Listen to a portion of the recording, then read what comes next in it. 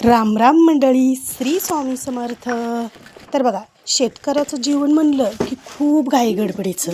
आता इकडं सर्व काही माझा स्वयंपाक सर्व झालं होतं आणि आता कपडे धुवायची, भांडी घासायची म्हणलं की शेतात आली ज्वारी भरडण्याची मिशन. तर चला, कारभाऱ्यांचा फोन आला, शेतात पोते ते घेऊन ये म्हणून. लागलीच उन्हाच भर ऊन झालेलं होतं, 1-1:30 वाजलेला होता आणि इकडं मी पोते, चवाळं, त्याचबरोबर नारळ, पूजेचं सामान घेऊन निघाली शेतात. उन्हानं खूप दमल्यामुळे थोडंसं आरामासाठी चिंचेच्या झाडाखाली बसली. तोपर्यंत चैतूने लगेच बाज धरली, बाजवर झोपला. इकडं मिशनीवाले मिशन नीटनेटकी लावत होते. मग इकडं पंचुपाळ, नारळ, उदबत्ती, साखर हे घेऊन आले, कारण सर्वात आधी शेतकऱ्याच्या इथे मिशनीची पूजा करतात, मगच धान्य भरडण्यासाठी सुरुवात होते. तर बघा, छान अशा प्रकारे आमच्या ज्वारीचे कणसं किती छान आलेत बघा बरं. तर बघा, शेतकऱ्याचा सर्वात आनंदाचा क्षण कोणता असतो बरं, तर तुम्हाला समजलंच असेल. तर बघा, व्हिडिओ शेवटपर्यंत पहा.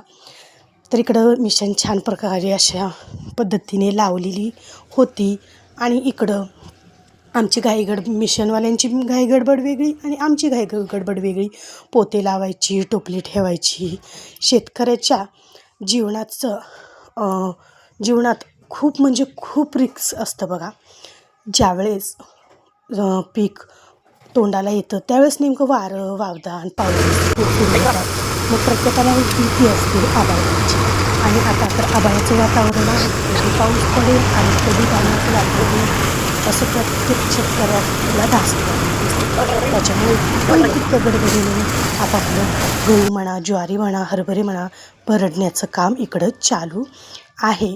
तर बघा, सर्वात आनंदाचा क्षण प्रत्येक शेतकऱ्याचा म्हणजेच हे सोनं त्याच्या पदरी पडल्यानंतर. बघा, छान अशी मोत्यासारखी टप्पुरी अशी हे सोनं, हे मोती आमच्या पदरात पडलेलं आहे देवाच्या कृपेने. तर कसा वाटला तुम्हाला व्हिडिओ? सर्वांना श्री स्वामी समर्थ.